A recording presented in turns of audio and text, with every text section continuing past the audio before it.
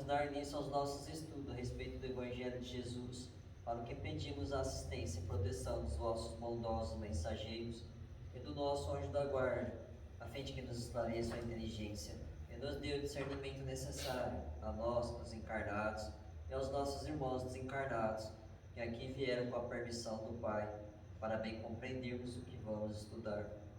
Rogamos a Jesus, o nosso mestre e guia, seja conosco e presida a nossa reunião. Em teu nome, Senhor, seu bendito Filho Jesus, da nossa Mãe Maria, de Ismael e da irmã veneranda e protetora desta casa, damos por aberta a reunião de estudos desta noite. Assim seja. Escritura individual. Mas tudo isto aconteceu para que se cumpram as escrituras dos profetas. Então, todos os discípulos, deixando, fugiram. Mateus 26, 56.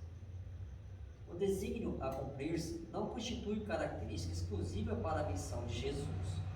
Cada homem tem um mapa da ordem divina em sua existência, a ser executado com a colaboração do livre-arbítrio no grande plano da vida eterna. Acima de tudo, nesse sentido, toda criatura pensante não ignora que será compelida a restituir o corpo de carne à terra. Os companheiros menos educados sabem intuitivamente que comparecerão a exame de contas, que se lhes defrontarão paisagens novas, além do sepulcro, e que colherão, sem mais nem menos, o fruto das ações que houverem semeado no seio da coletividade terrestre.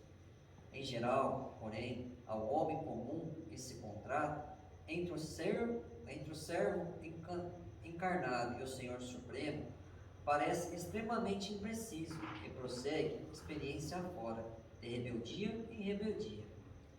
Nem por isso, todavia, a Escritura, principalmente nos parágrafos da morte, deixará de cumprir-se. O momento, nesse particular, surge sempre com múltiplos pretextos para que as determinações divinas se realizem. No minuto exato, familiares e amigos excursionam em diferentes mundos de ideias através das esferas da perplexidade, do temor, da tristeza, da dúvida, da interrogação dolorosa e, apesar da presença tangível dos afeiçoados, no quadro de testemunhos que lhe dizem respeito, o homem atende sozinho, no capítulo da morte, aos itens da escritura grafada por ele próprio diante das leis do eterno Pai, com seus atos, palavras e pensamentos de cada dia.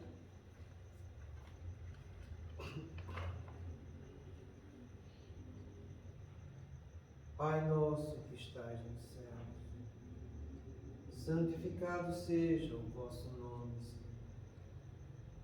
Que venha a nós o vosso reino, que seja feita a vossa vontade, assim na terra como nos céus.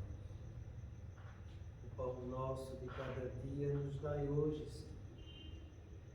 Perdoai as nossas ofensas, assim como nós perdoamos aos que nos têm ofendido. E não nos deixeis que entremos em tentações. E livrai-nos, Pai, de todo o mal, porque teu é o reino, o poder e a glória para sempre. Amém. Espíritos esclarecidos e benevolentes, bondosos mensageiros de Deus, que tendes por missão assistir aos homens e conduzi-los pelo bom caminho, sustentai-me nas provas desta vida. Dai-me força para suportá-las sem murmurar. Afastai de mim os maus pensamentos e fazei que eu não dê entrada a nenhum espírito que tentasse iludir-me e conduzir-me no caminho do mal. Esclarecei minha consciência com relação aos meus defeitos e tirai-me sobre os olhos o véu do orgulho, capaz de impedir-nos perceber e confessar os inimigos. A ti, sobretudo, bondoso anjo da guarda, que mais particularmente velais por mim, e a todos vós, espíritos protetores, que por mim vos interessais, fazei que me torneis da vossa proteção. Conheceis as minhas necessidades, que elas sejam atendidas segundo a vontade de Deus. Que a paz que irradia do coração de Jesus e que abrange toda a terra, possa ser assimilada por todos os corações aqui presentes, tanto encarnados quanto os desencarnados, para que de posse dessa paz possamos compreender as leis que regem o mundo espiritual e ter a sabedoria de praticá-las em nossa vida diária, Senhor. E em nome do nosso Mestre amado, da equipe espiritual desta casa, dos nossos anjos guardiões, solicitamos que a água aqui exposta seja fluidificada em nosso benefício. Que assim seja. Damos graças a Deus.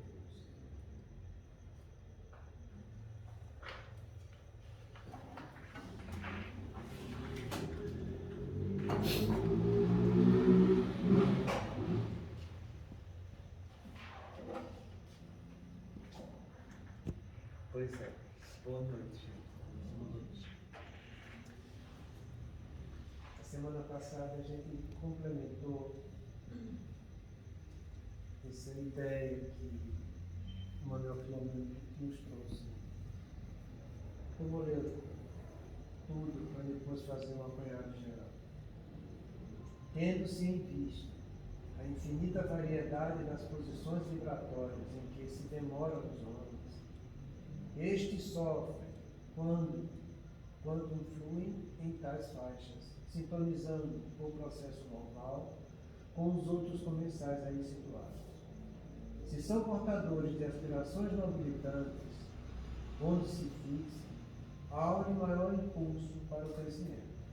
Permanecendo na construção do bem, dificilmente assimilam as induções perversas ou criminosas procedentes dos estagiários das regiões inferiores. Isso que a gente está vendo aqui, gente, isso é um princípio físico e moral que todos nós estamos sujeitos. Tudo que você for fazer na vida, qualquer coisa que você imaginar fazer, você tem que agir. Você está participando dessas posições vibratórias, entendeu? E a gente já viu nas reuniões anteriores que você tem duas correntes vibratórias, a do bem e a do mal. Não existe a terceira. Só são duas. Ou você está de um lado ou você está do outro. Porque foi assim que Jesus falou para a gente. E a gente não iria servir mais, só iria a um dos dois senhores. Porque ninguém vai servir aos dois de uma vez. Não quero você fazer as duas coisas simultâneas, porque você não vai conseguir. Ou você vai estar de um lado ou você vai estar do outro. Isso aí ninguém vai fugir. E aquele lado que você se vincular, você vai estar junto com os comensais ali situados. Você vinculou na corrente do bem, que é o exemplo que ele começa a dar, ótimo. Se vinculou na corrente que não é do bem, paciência. Vai ficar trocando ideia com ele lá também. Entende? Quando você se esforça para ter um desejo intenso de nobreza de caráter, a aspiração é isso, eu tenho um desejo muito intenso. Nobilitante é isso, eu ter nobreza de caráter. Quando você se esforça nisso, você deseja, você vai em busca disso, e você se fixa nisso, há um maior impulso para o crescimento. Quer dizer que eu vou receber uma carga de energia extra para eu continuar crescendo. Quando eu saio do desejo, que eu estou me fixando, e vou para a prática, que é a construção do bem, porque uma coisa é eu desejar, outra coisa é eu fazer. Muita gente deseja muita coisa na vida, mas a grande maioria delas fica só no desejo. É difícil se fixar nela, nesse desejo do bem. Mas o que a gente precisa é trazer isso para a prática, sabe? Então, foi o que a gente estudou a semana passada, permanecendo na construção do bem. E aqui a gente analisou de uma maneira superficial, mas bastante incisiva, essa palavra bem, sabe? Porque a gente fala assim, o bem, e cada um tem seu conceito do que é o bem. Mas ele não está falando de conceito aqui, ele está falando de definições. Ele fala com precisão das coisas. Então a gente fez questão de definir essa palavra bem. Tudo aquilo que é bom, lícito, justo, valioso, de conformidade com a moral. Então isso é a prática do bem. Bom é aquilo que é útil, que traz benefício. E não aquilo que é transitório, que eu vou perder.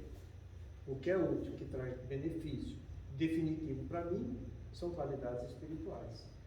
Então o bem tem que se fixar nas qualidades que vai trazer utilidade e benefício para o espírito. Lícito é aquilo que é verdadeiro. A única coisa que é verdadeira em definitivo é a lei de Deus. Lícito é eu entender a lei de Deus. E a única maneira de eu entender a lei de Deus é através da razão. Porque a própria definição de razão diz isso. É a capacidade que a gente tem de entender as leis naturais através de pensamentos dedutivos que nascem da argumentação e da abstração. Então, isso é que é ser lícito. Eu ir atrás dessa verdade. Eu conhecer em profundidade as leis naturais, que são as leis de Deus. Justo é eu saber respeitar o direito do outro, mas também saber que para eu ter direito a alguma coisa, eu tenho que cumprir deveres. Justo é aquele que vai receber o que lhe era de direito, porque cumpriu o que lhe era devido. Justo é aquele que sabe que primeiro tem que cumprir dever. Em consequência, vem o direito. Mas normalmente a gente faz o contrário. A gente quer ter a causa do direito. Quero meus direitos. É direito humano, é direito disso, direito daquilo, direito daquilo outro. Quer causa do direito. Sem ter cumprido o dever. Simplesmente porque acha que tem um direito. E aí começa a se comprometer diante da lei de Deus. Então eu tenho que fazer o que é bom, o que é lícito, o que é justo, o que é valioso. O que vai trazer valor moral. Você sabe o que é valor moral? Procura pensar um pouco nisso. Para ver se você está muito envolvido em busca de valores. Porque o bem vai atrás disso, de valor moral. E que está de acordo com essa própria palavra moral, que diz respeito à conduta e os deveres que eu tenho para comigo e para com o próximo. Então, isso é essa palavra bem, que a gente viu a semana passada. Entende? Que a gente tem que ir atrás de construir isso e permanecer nessa construção. Se você quiser alguma coisa de útil para o seu espírito. Porque senão a coisa vai ficar muito complicada. Então, permanecer na construção do bem dificilmente vai assimilar as induções perversas ou criminosas procedentes dos estagiários das regiões inferiores. Se você quiser ser livre, ficar livre da influência negativa. Né? Todo mundo quer. Ninguém fica satisfeito quando está sofrendo assédio, quando está sofrendo influência negativa, quando está sendo obsidiado. Ninguém gosta disso.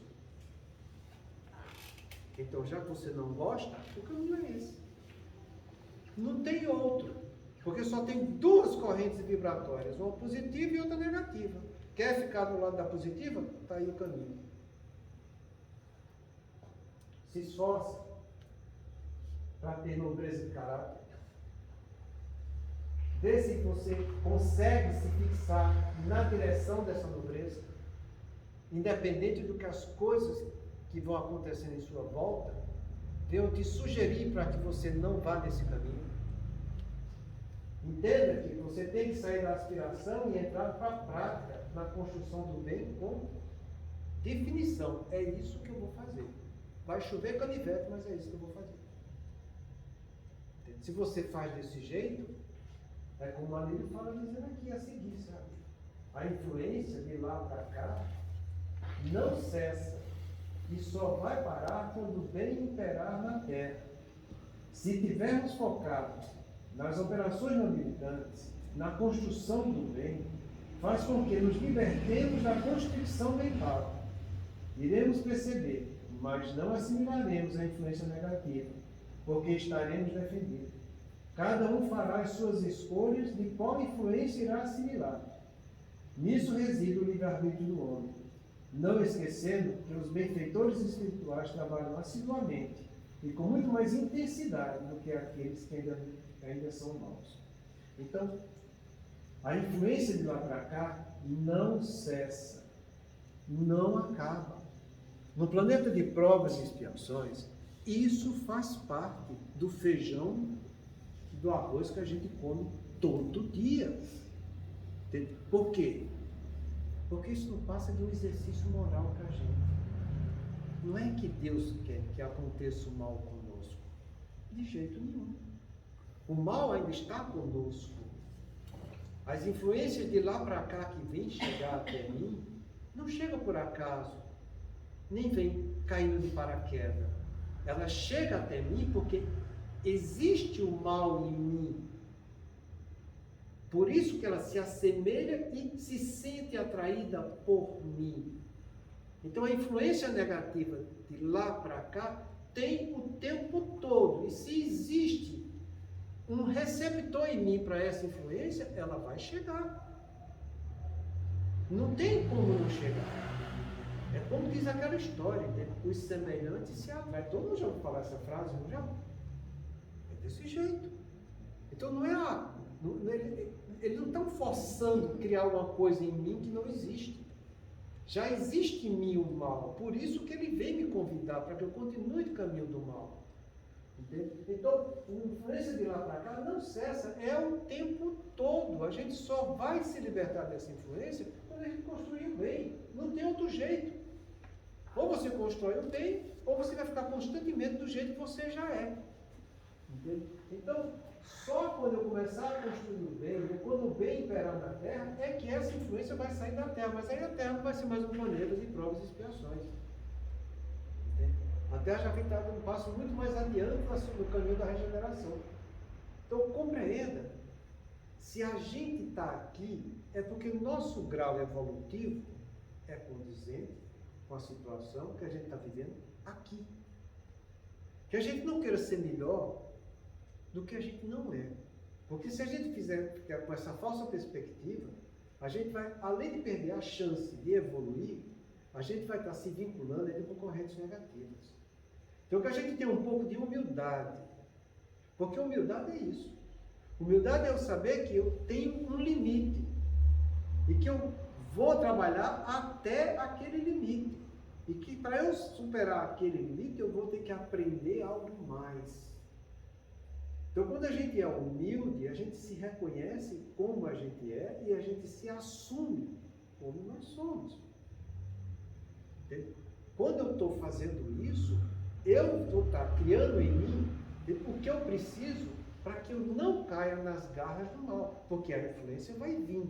Mas eu sabendo que eu estou sendo humilde, indo até o meu limite, e sabendo que eu vou ter que superar esse limite por esforço próprio, eu não vou deixar o que é negativo tomar conta de mim.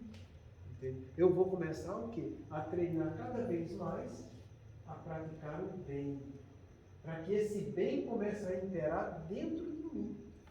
E esse bem imperando dentro de mim, o mal não vai ter jamais acesso.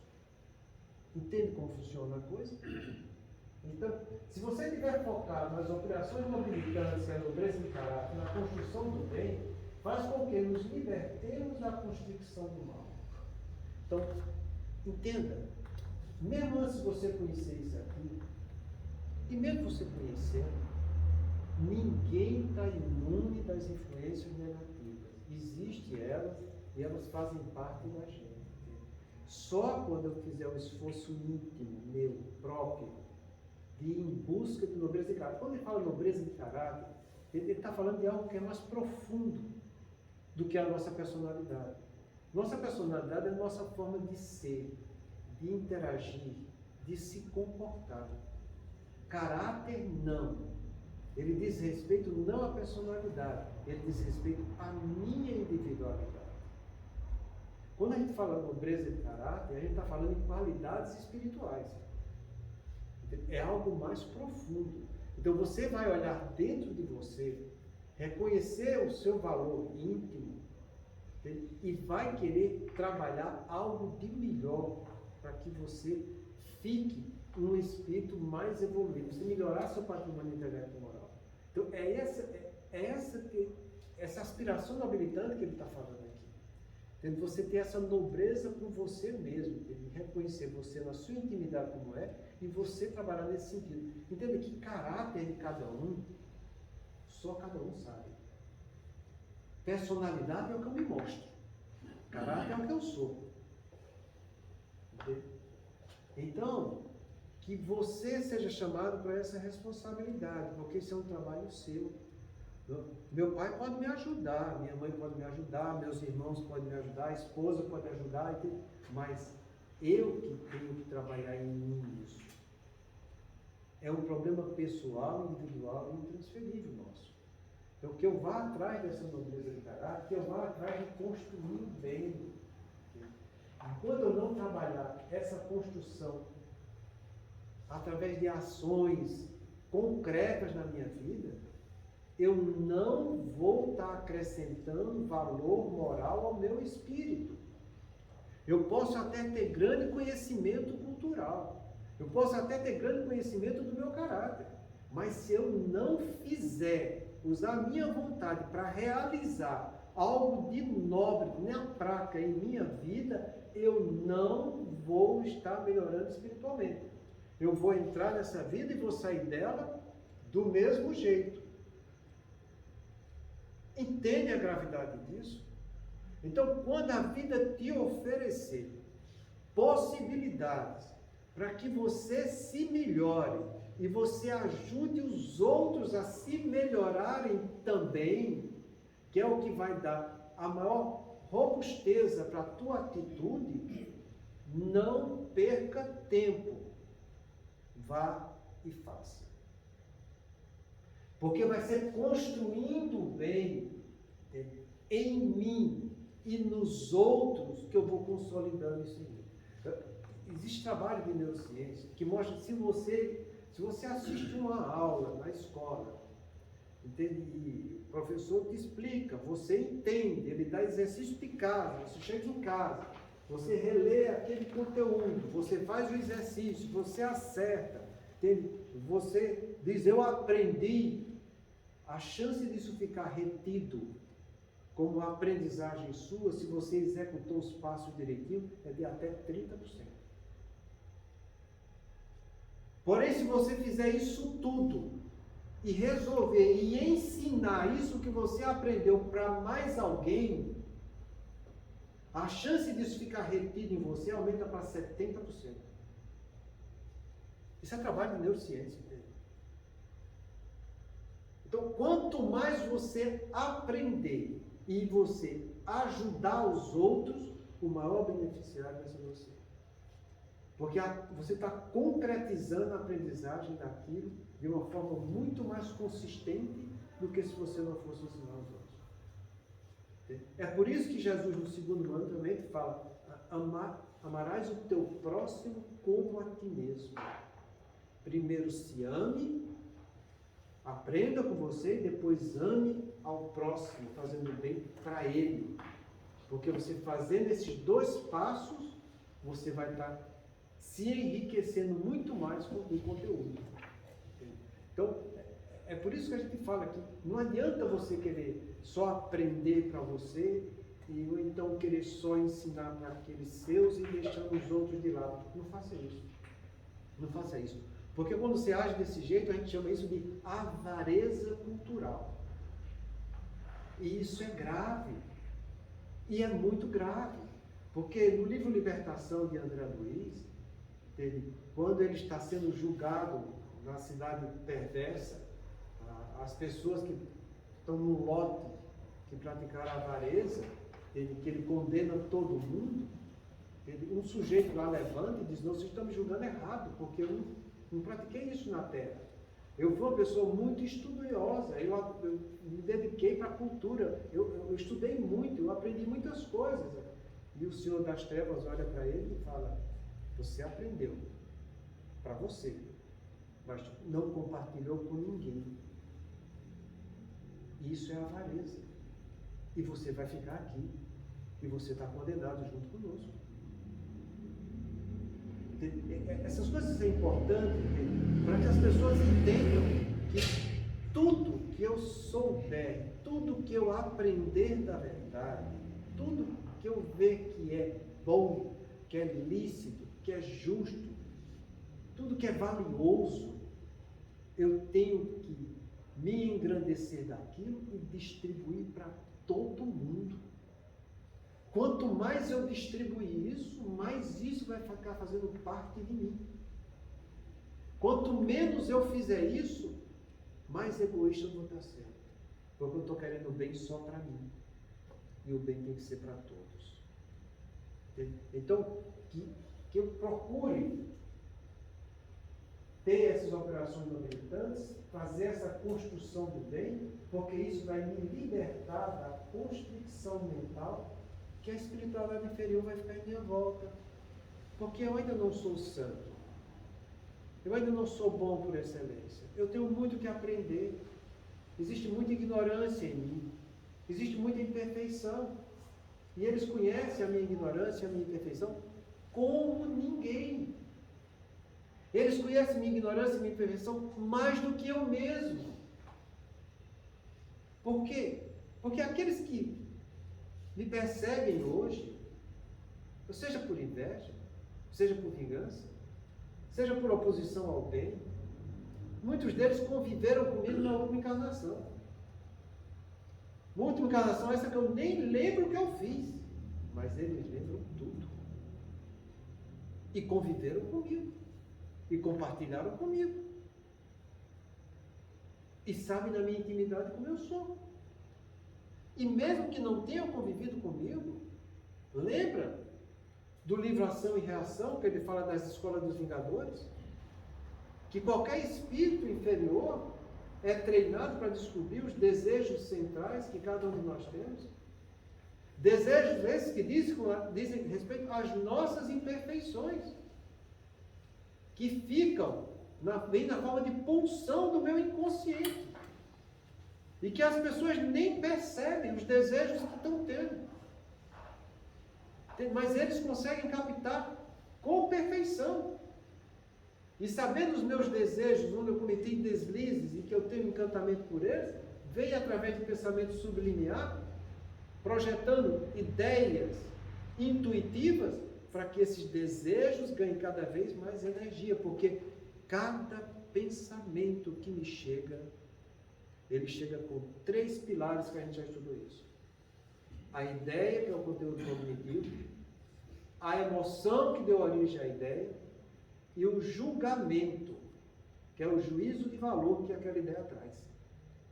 Então, quando eu aceito uma ideia com aquele componente cognitivo, eu estou absorvendo junto da ideia a emoção que deu origem àquela ideia.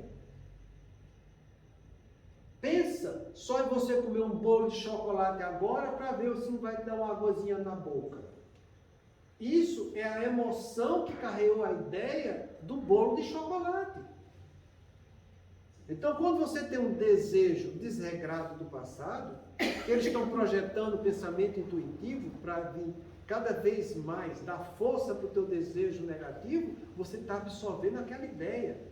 E aquela emoção também, e aquele juízo de valor também, e aquilo que é errado começa a criar vulto dentro de você, e você vê que aquilo errado é bom. Sabe que aquilo ali está certo mesmo? E começa você a se comprometer. Entende? E é assim que funcionam as coisas. Então é a respeito dessa constricção mental que ele está falando aqui. Todos nós vivemos mergulhados nisso.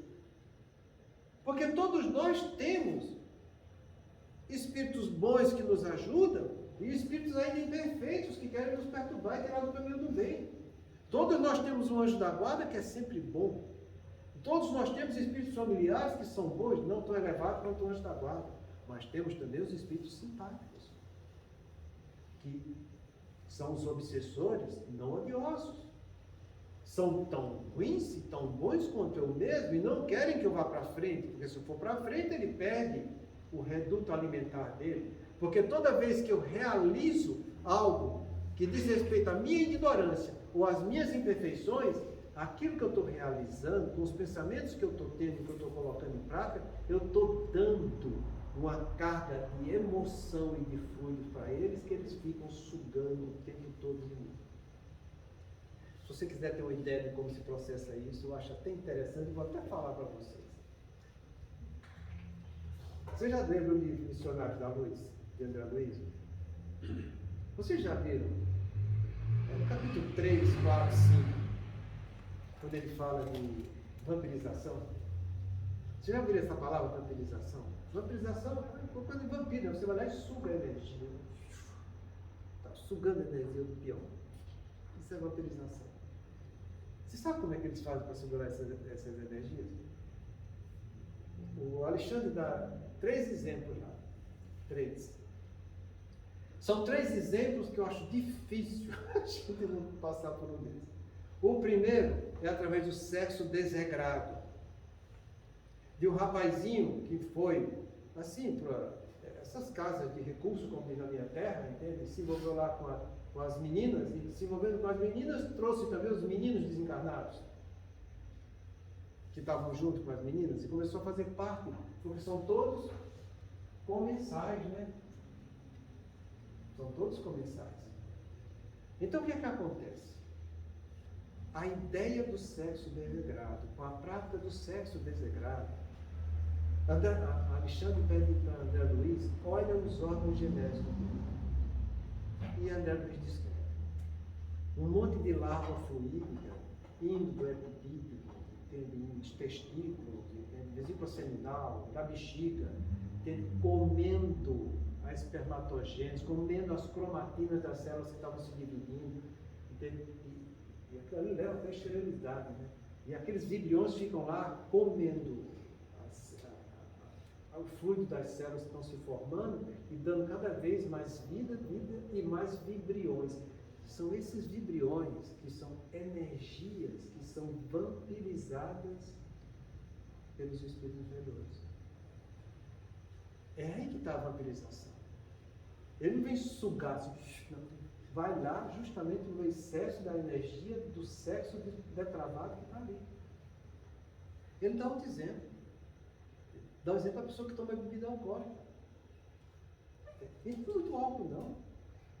É interessante o caso, vai dizer, não, ele toma um aperitivo todo dia. Ele toma um pouquinho todo dia. Aí ele descreve como é que está a coisa. Descreve o fígado dele, entende, com alteração dos hepatócitos, já encaminhando para um quadro de cirrose. Descreve todos esses vibriões que estão se multiplicando no trato gastrointestinal, entende? Vai até a válvula dissecal, descreve tudo direitinho, cheio. Aí depois ele chega perto de uma senhora que está lá e diz, agora, vê essa senhora aqui. Está lá gordinha, né? E ele descreve também as deformidades do estômago que fica alongado pela quantidade de comida com o passar do tempo em demasia que tinha. Os intestinos dilatados e os vibriões lá nas paredes intestinais, entende? Comendo as gorduras que tem lá. É bonita a descrição que ele fala lá, sabe? Então, isso sim é fonte de energia para servir de alimento para as almas que desencarnaram, como espíritos errantes, continuam padecendo da gula para sugar aqueles vibriões. Aqueles que desencarnaram e que tinham o vício do álcool, para que se juntem daqueles que estão bebendo hoje, sugando aquelas mesmas energias ilusórias. Porque ali tem a carga energética do teor alcoólico, é específico a coisa. Uma pessoa que tem o outro vício, não vai querer sugar aquela energia que tem o teor alcoólico, porque aquilo não vai trazer nenhum benefício para ele. Isso é que é vampirização. Então é assim que a coisa se processa conosco e no mundo espiritual. Entende? Então o que é que eles vêm fazer? Eles levam a gente nessa constricção mental através de pensamentos intuitivos, entende? Para que eu intensifique meu desejo naquilo que eu tenho predisposição. E eu tendo predisposição, tendo desejo, sentindo aquilo intensificado, eu começo a cometer o erro. E quanto mais eu começo a cometer o erro deliberado, eu estou dando vida ao excesso da prática que eu estou realizando. E esse excesso vai se acumular na forma desses vibriões fluídicos, e esses vibriões fluídicos vão ser compartilhados com a espiritualidade inferior, que também gosta de viver daquele mesmo estímulo, porque foi assim que eles viveram quando estavam aqui na Terra. Então você quer se libertar disso? Está aqui a resposta. É fácil. Entende? Se tivermos focados nas operações habilitantes e na construção do bem, faz com que nos libertemos dessa constituição mental. Adianta você ficar tomando água fluidificada? Tomando passe? Adianta ficar escutando? Adianta ficar lendo se você não faz? Não adianta nada. Então que você seja chamado para a responsabilidade clinical e saiba que você é o construtor de você mesmo. Não é o outro que vai me construir. Sou eu que vou me construir. O outro pode colaborar com aquilo que eu estou laborando, mas jamais vai laborar pelo outro.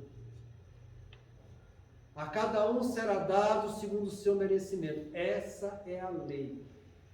E não segundo o merecimento dos outros. Entende? Então não venha querer jogar culpa de você não trabalhar no caminho edificante, no tempo, no governo, na cidade, no esposo, no filho, no pai, na mãe, no trabalho. Não interessa. Isso são situações que a vida me oferece para que eu pratique o bem, para que eu vá atrás dessa construção. Porque eu praticando o bem, entende? Não é que você já é bom, não. Não é que você seja verdadeiro, não. Não é que você seja justo, não. Não é que você já seja valioso diante de Deus. Não, não é isso. É você trabalhar nesse caminho. É você se esforçar para ser bom. É você se esforçar para ir em busca da verdade. Isso é, eu vou sentar e vou estudar as leis naturais. É você se esforçar para ser uma pessoa mais justa. Não querer só direito, saber que você tem que cumprir dever, e que cumprir dever, o direito vem como consequência, não como causa. Inverte a coisa, porque você aqui é estimulado para ir atrás do direito como causa. E as pessoas te iludem, você tem direito. E você, eu tenho, e eu vou. E se compromete. Faz o teu dever, o direito vem em consequência. Isso é que é ser justo. Vá atrás do que é valioso. Vá atrás do que é valioso. O que é valioso é a virtude, é a prática da lei de Deus. Então vamos fazer isso, gente. Porque você fazendo isso, você se liberta disso aqui, dessa constituição mental. Porque ela vai estar o tempo todo ao teu lado. O tempo inteiro. Enquanto você tiver vida aqui na terra, ela vai estar do teu lado. Até nos últimos momentos que Deus encarna, vai estar do teu lado. Não tem como não estar. A gente não veio aqui de férias, a gente veio aqui para trabalhar. Enquanto Jesus falou, o Pai trabalha todo dia, eu trabalho também, puxa vida, então, mas não tem que trabalhar todo dia. Todo mundo tem que trabalhar todo dia. Não tem essa história de férias. É a oportunidade de trabalho. Então, quer se libertar? Faça isso. Então, o que é que ele diz aqui? Iremos perceber, mas não assimilaremos a influência negativa, porque estaremos defendidos. Isso é natural. Você percebeu o que tem fora de você. Nós temos os órgãos dos sentidos para isso. Entende? Nossa mente também percebe nossas ideias que nos chegam. Perceber é natural. Entende? O mal vir te afrontar, com certeza. Entende? O que não pode é eu assimilar ele para mim, é eu aceitar o mal. É igual aquela história que a gente sempre fala. Se eu for te dar um presente e você não aceitar o presente, com quem fica o presente? Não é com quem está dando? Então não aceite, não assimile. Perceba, tenha olhos para ver, mas rejeite o que não for bom. Mesmo que aquilo ali te dê uma frição lá dentro, mas eu tenho tanta vontade de fazer esse negócio errado, não faça. É aí que está a beleza do que a gente chama de inteligência emocional. É você se autoconhecer para ter o seu autocontrole. E depois do autocontrole, você ter consciência para fazer o que é certo. E com isso, gerir relacionamento melhor na sua vida. São essas 4 fases da inteligência emocional que a gente precisa trabalhar. Então, eu conhecer que ainda existe o mal em mim, eu conhecer que ainda existe ignorância em mim, tenho que conhecer. Faz parte do autoconhecimento. Para que eu me controle, não faço o que é errado, porque eu já conheço que eu tenho essa predisposição. Então, não faça. Não fazer é o primeiro passo. Para o passo seguinte é eu ter consciência de fazer o que é certo. Eu vou estar transmutando, gente, uma energia negativa que eu vou parar de fazer e vou transformar ela numa positiva. Esses são os passos da aprendizagem da inteligência emocional. Quem quiser trabalhar sentimento bom tem que ser desse jeito, porque os sentimentos nascem de nossas emoções. Não existe outro jeito de você nascer sentimento que não seja pelo trabalho emocional. Toda vez que eu conscientizo a emoção, eu estou trabalhando o sentimento. Toda vez que eu estou praticando a inteligência emocional, eu estou melhorando e estou depurando os meus sentimentos. É aí que a gente tem que ter isso em mente para que a gente aproveite essa oportunidade. Porque isso vai acontecer o tempo todo. Então que você perceba, mas que você não assimile, que você se controle. Sim, é assim. Tenho predisposição. Isso me dá uma mexida lá dentro no meu sistema emocional. Mas não é isso que eu quero mais para a minha vida. Eu não vou fazer isso, porque eu sei que isso é errado. Eu agora já aprendi que o certo é fazer assim, assim, assado. Então você sai do conhecimento, você entra no controle, você começa a fazer conscientemente algo melhor na sua vida. É assim que a gente vai aprendendo. Então você perceba, mas não assimila a influência negativa, porque só assim estaremos defendidos. Adianta ficar tomando água fluidificada? Adianta ficar no tratamento de passes? Adianta eu querer que os outros venham resolver meus problemas? Ninguém vai resolver problema de ninguém. Das minhas emoções só eu sei. Minhas emoções são minhas, não são dos outros. Meus sentimentos são meus, não é de ninguém. Então sou eu que tenho que trabalhar isso comigo. Que eu entenda que o outro pode me ajudar naquilo que eu for precisar. Então, é desse modo que a gente vai começar a se tornar uma pessoa melhor e um espírito cada vez mais evoluído. Cada um fará suas escolhas de qual influência irá assimilar. Nisso reside o livre-arbítrio do homem. A gente não fala tanto dessa palavra livre-arbítrio, né? A gente acha tão bonito isso aqui? Então põe em prática. Põe em prática isso aí. Entenda que o livre-arbítrio é o começo da definição da inteligência volitiva. Vontade é a capacidade que eu tenho de querer e de escolher, que é o livre-arbítrio. Eu quero e eu escolho. Fazer ou deixar de fazer, porque eu sou independente. Quando eu realizo, é a segunda parte da definição de vontade. Entendeu? Você colocar em prática aquilo que você teve autonomia para escolher. Tanto do ponto de vista subjetivo, que diz respeito a eu comigo mesmo, quanto do ponto de vista objetivo, que diz respeito eu para com o próximo. Isso é que é a vontade. Então que a gente saiba usar o nosso livre-arbítrio, que a gente saiba ser responsável por ele. Para que sendo responsável por ele, eu fazendo a escolha correta, eu saiba com que tipo de energia vibratória eu vou estar escolhendo para o meu convívio.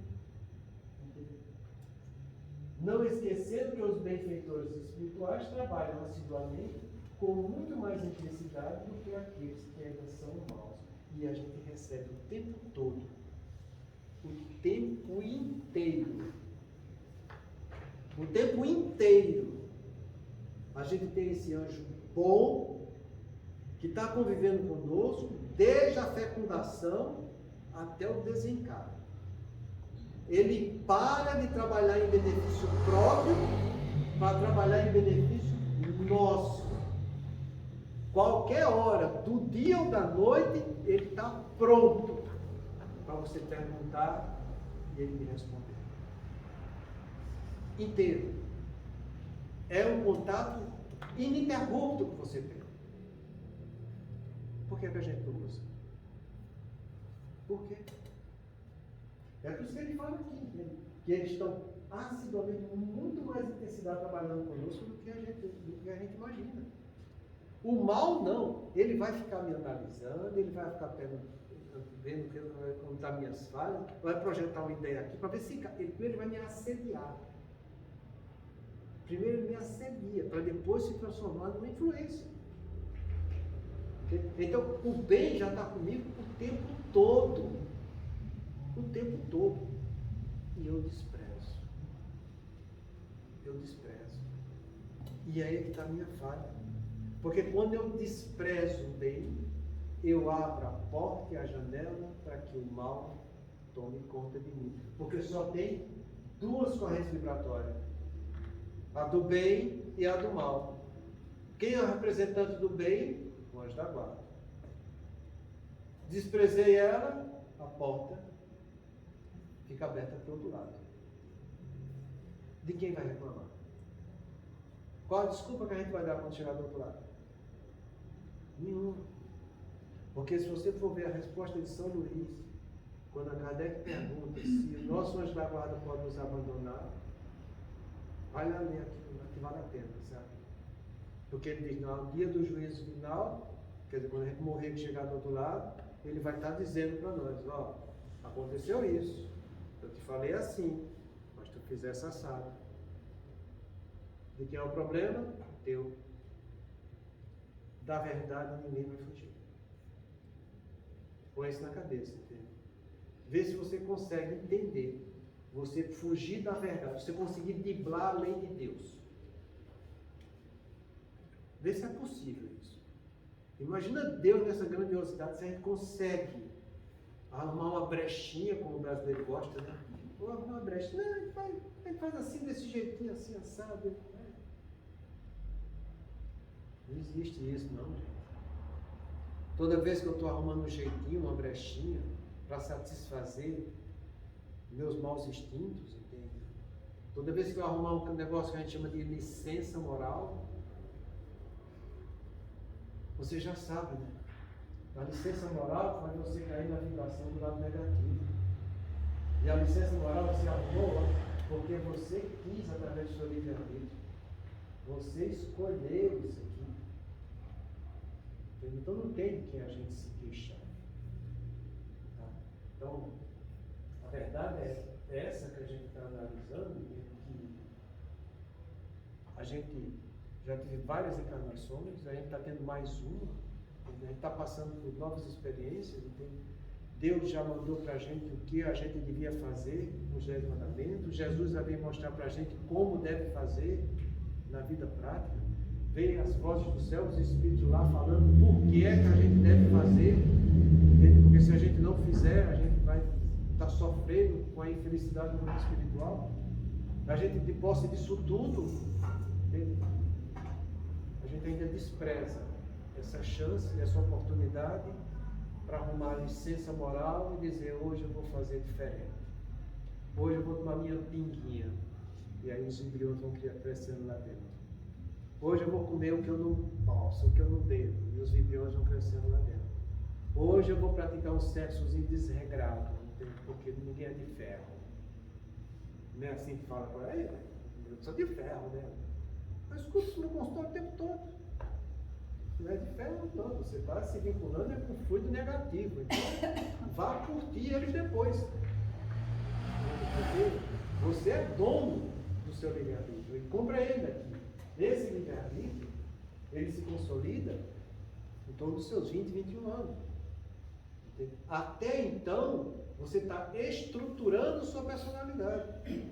Quando você tem seus 21 anos, sua personalidade está estruturada, não tem mais desculpa. Tem um livro Consolador do Emmanuel, é muito bonito, acho que é Consolador.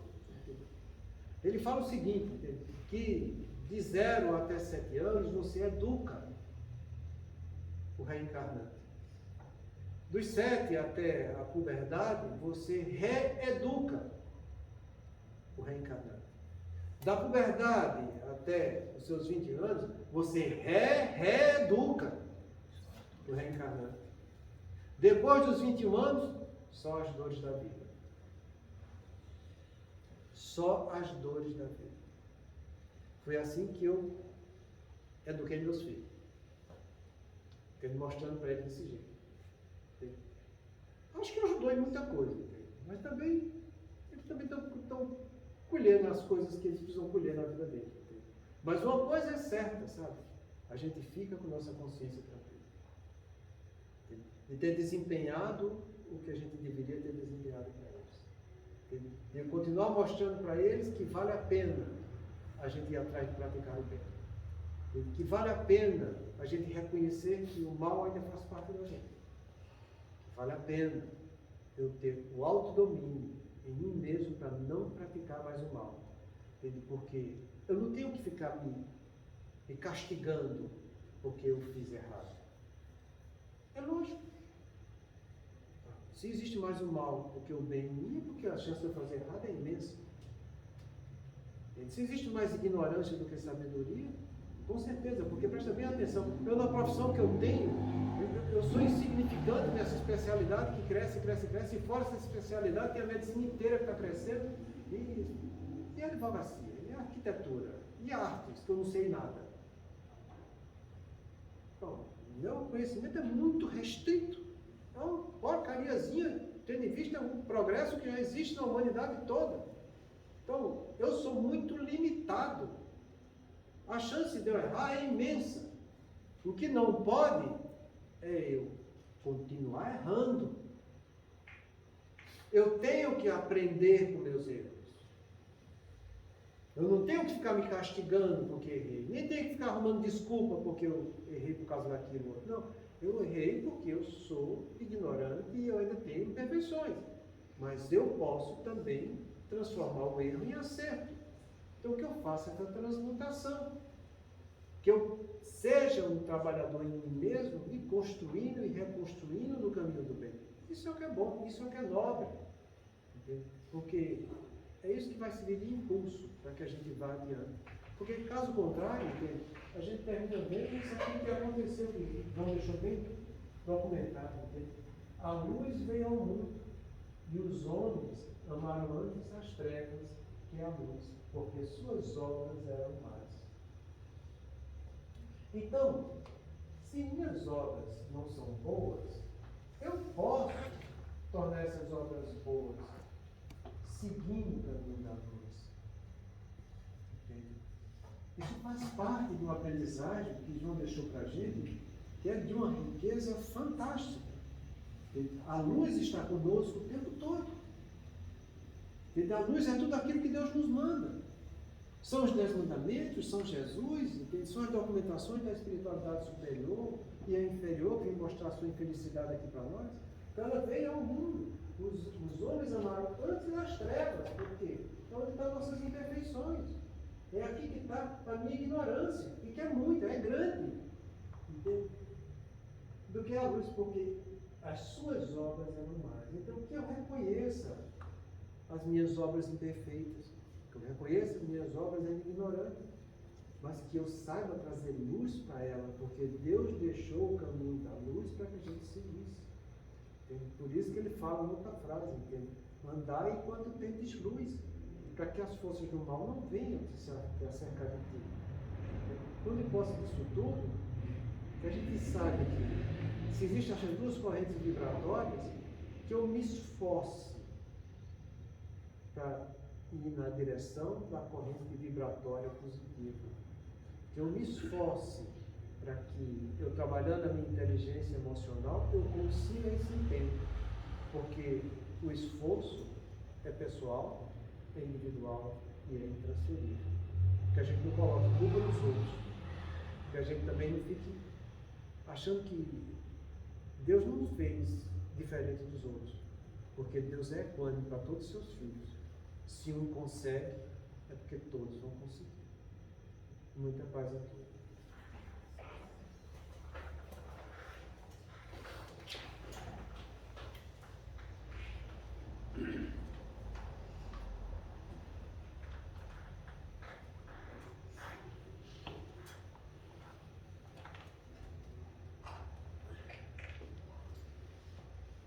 Façamos nossa prece, trazendo paz e harmonia aonde estiver conflitos, aonde estiver conflito. Deus, nosso Pai, que tens poder e bondade, dai a força àquele que passa pela provação, dai luz àquele que procura a verdade, ponde no coração do homem a compaixão e a caridade. Deus, dai ao viajor a estrela guia, ao aflito a consolação, ao doente o repouso.